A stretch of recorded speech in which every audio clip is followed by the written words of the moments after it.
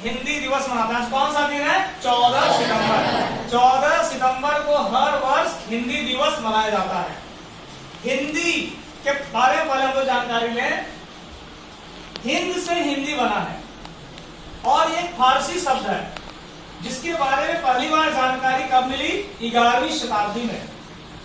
और हिंद का मतलब क्या होता है? सिंधु देश की भूमि।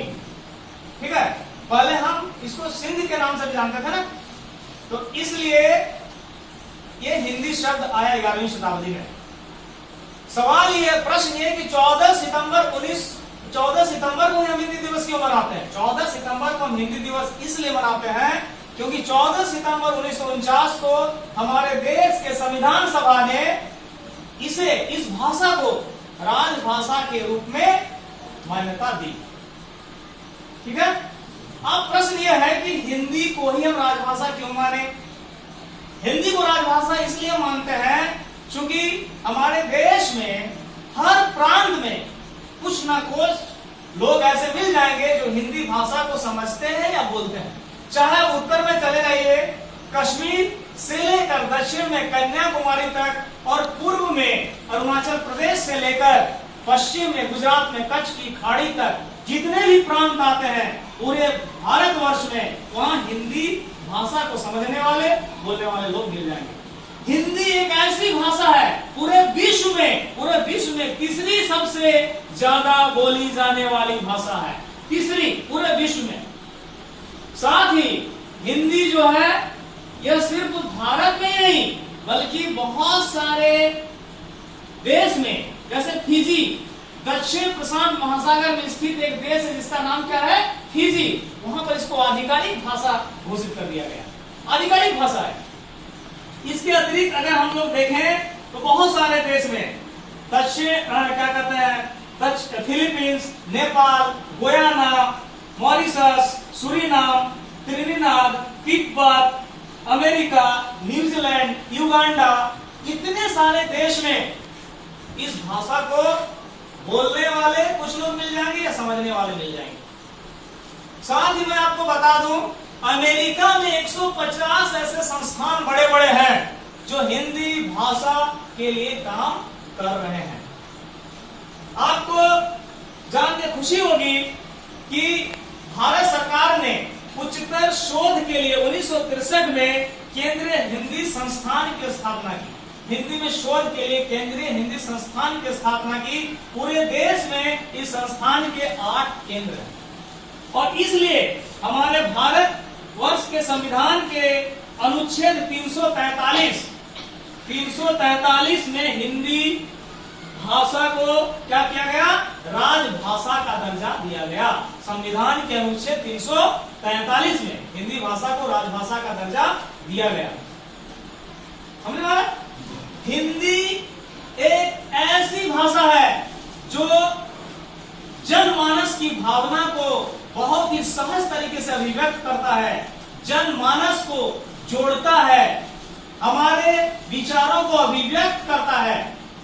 और इसीलिए मैथिली शरण गुप्त ने बहुत ही सुंदर ढंग से कहा था कि हे भव्य भारत है, भव्य भारत, हमारी मातृभूमि हरी भरी, हिंदी हमारी राष्ट्रभाषा और लिपि नागरी। हमारी लिपि तो देवनागरी है लेकिन भाषा हिंदी। ठीक है, और हिंदी भाषा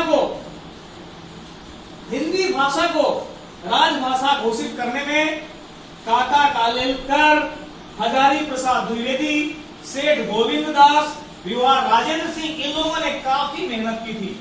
इन लोगों के मेहनत परिश्रम के कारण ही हिंदी भाषा क्या हुआ? राजभाषा के रूप में हमारे सामने आया।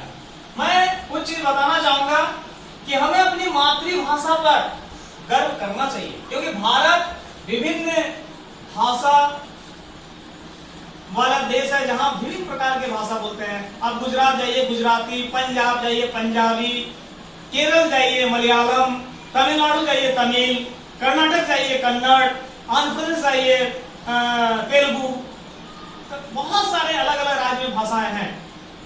ठीक है, हमें अपनी मातृभाषा पर गर्व होना चाहिए लेकिन राजभाषा जो हमारा देश का राजभाषा उस पर भी हमें गर्व करना चाहिए। हिंदी हमारा राजभाषा है और इस पर हमको गर्व होनी चाहिए। अंग्रेजी जो हमारे ऊपर थोपा गया, जो कि 200 वर्षों तक अंग्रेजों ने हमारे ऊपर शासन किया और इसलिए इस भाषा को हमारे ऊपर थोपा, क्यों? वो जानते थे कि अगर इस भाषा का प्रचार प्रसार पूरे भारतवर्ष में कर दिया जाए, हिंदी भाषाभाषी शैक्षणिक संस्थाएं खुले, बच्चों की पढ़ाई अंग्रेजी में हो, तो पूरे समाज में इस भाषा का प्रभाव रहेगा और हम और लंबे समय तक भारत को गुलाम रख सकते हैं। ये उनकी मंशा थी और इसलिए उन लोगों ने हर जगह अंग्रेजी को थोपना चाहा।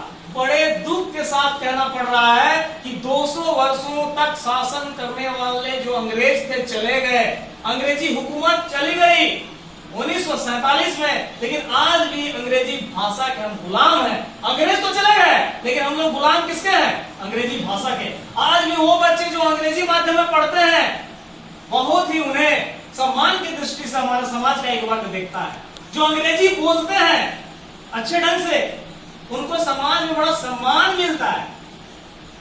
कैसी विडंबना है, राजभाषा हिंदी, अलग अलग हमारी मातृभाषा है, लेकिन ये अंग्रेजी इस तरह हम लोगों पर हावी है। आज भी कई सारे संस्थाएं हैं, बड़े बड़े संस्थाएं, जहां पर अंग्रेजी का ही बोलबाला है। अदालतों के फैसले अंग्रेजी में, विधानसभा का जो कार्य है, जो हमारा विधायिका है, लोकसभा में, राज्यसभा में चर्चे अंग्रेजी में सुनने मिलते हैं, बहस अंग्रेजी में सुनने मिलते हैं। जो हमारा शासक वर्ग है, जिसको ब्यूरोक्रेट कहते हैं, उसका कामकाज भी बहुत सारा अंग्रेजी में होता है, बहुत जगह देखा जाता है। बहुत सारे राज्यों का राजभाषा, बहुत सारे राज्यों का राजकीय भाषा अंग्रेजी है।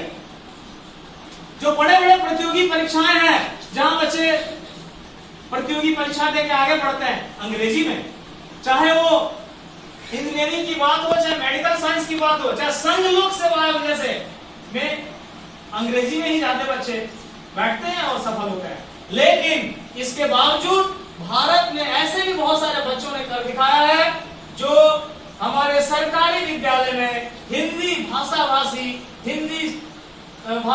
के होते हुए बड़े बड़े संघ लोक सेवा आयोग में भी भारतीय प्रशासनिक सेवा में गए हैं, IAS बने हैं, डॉक्टर बने हैं और बड़े बड़े पदों पर गए।